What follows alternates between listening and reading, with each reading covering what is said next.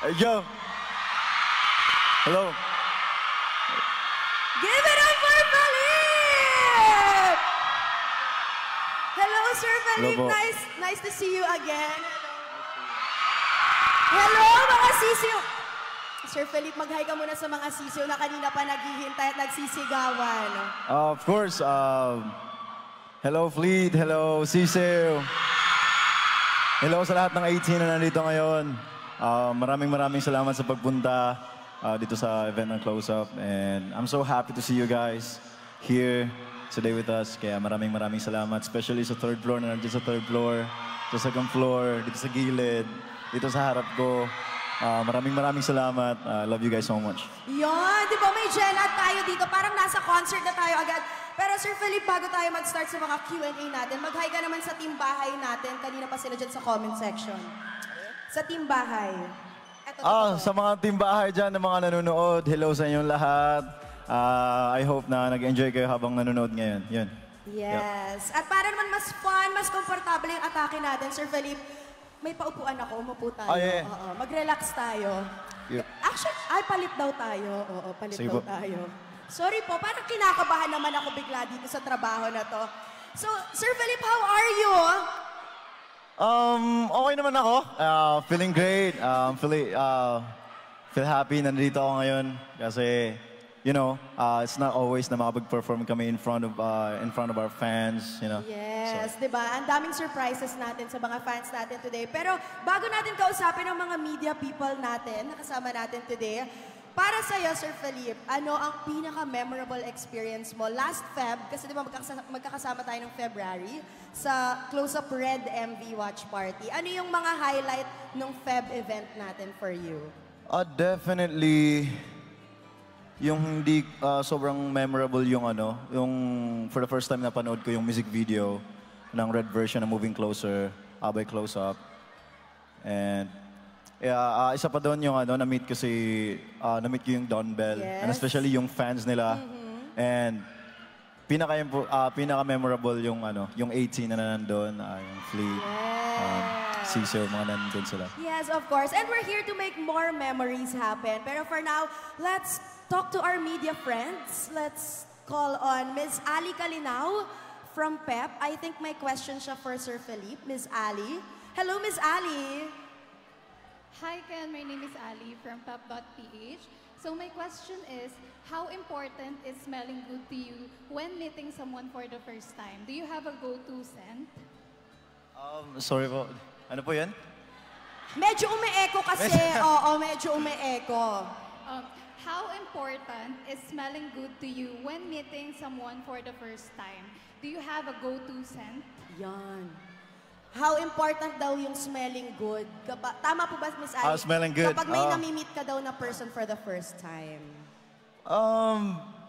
Importante siya kasi as an artist, hindi lang bilang artist kahit, you know, and everyday, mo lang, pag may lakad ka, ganun, it's important to smell good and nakaka-boost siya ng confidence, especially pag, for example, like, mabango yung mabango yung breath mo, ganun. Yeah. While talking to people, like meeting new people. So, yeah, it gives so much confidence sa tao. Yeah. So, do you have a go-to scent?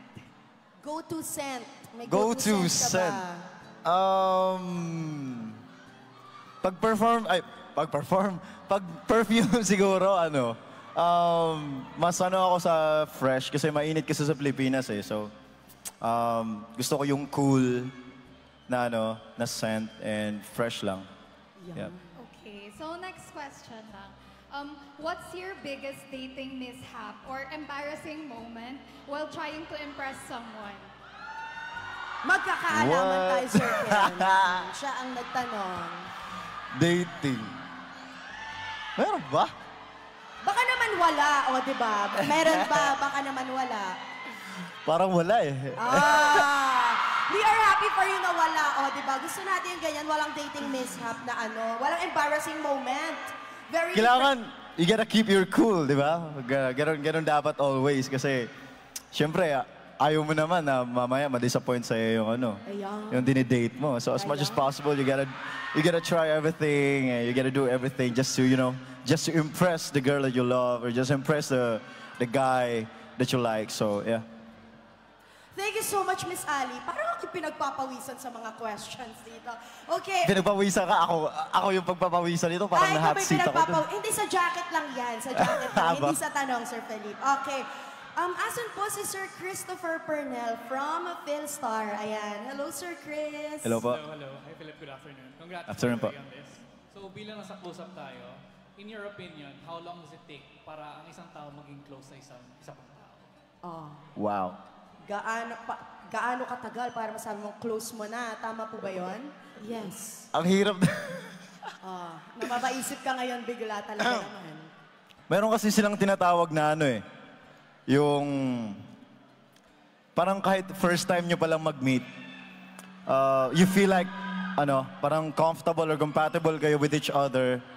And meron ding matagal na magkakilala, they're just, like, kinikilala nila ng mas malalim yung isa't isa. And, yeah, it depends siguro sa it depends sa person. Merong short, and then like, talagang close na sila agad or nagkakagustuhan na sila. Meron ding mas mahaba kasi gusto na lang kilalanin pa yung isa't isa. Yun po. Thank you so much, Sir Chris. May question. Galing ko dun na. Habol na question. Okay po. Given that, anong advice mo sa mga taong gustong maging close sa isang tao? Advice mo sa mga taong gustong may maging ka-close. Ang sabi ni ate dun sa likod ni Sir Chris, mag-toothbrush with Mas close. gusto Ang galing mo dyan, maging- madam. I think, yeah. Diba? I think, yeah.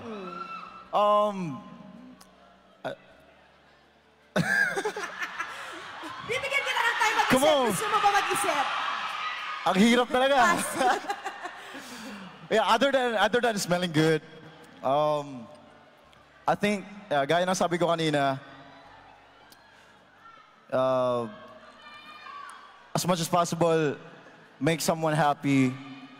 And, I know na hindi sa lahat ng oras, pagiging, happiness yung nandyan. Andun yung struggles na darating, but still, you gotta be there whenever, like, he or she needs you. So, yeah. Support. Yung support talaga. Tsaka communication always. Yep. Thank you so much, Sir Chris. Maraming salamat. And now let's move on to Sir Christian Lee, eccentric yet happy. I'm Mel from Manila Concert Junkies. Ay, hello Hi din po. Good afternoon po. Kumusta, Philip? Mahirap pa ba yung question ninyo? Hindi naman, no? My question is, given that you are already a talented and skilled individual, do you still intend to learn new skill or hobby? If yes, what are these? Ulitin po Ano po natin, yun? madam, kasi grabe yung Sorry. echo, yung echo Sorry po. talaga dito eh. Quiet tayo, guys. Wait. Okay, madam, go. Given that you are already a talented and skilled individual, do you still intend to learn new skills or hobbies? If yes, ano yun? Oh, definitely, yeah. Every day, yung person talaga, madami pang sobrang daming kailangan matutunan. Even like professional athletes, professional singers, dancers, araw-araw meron pa talagang mga bagong skills na kailangan matutunan. And for me, there are a lot of things that, gusto ko ring matutunan. Especially when meeting new people. Especially yung speaking skills ko because I'm not that good with, pakikipagsalamuha sa iba't ibang tao. So that's a kind of like skill na gustong-gusto ko matutunan talaga.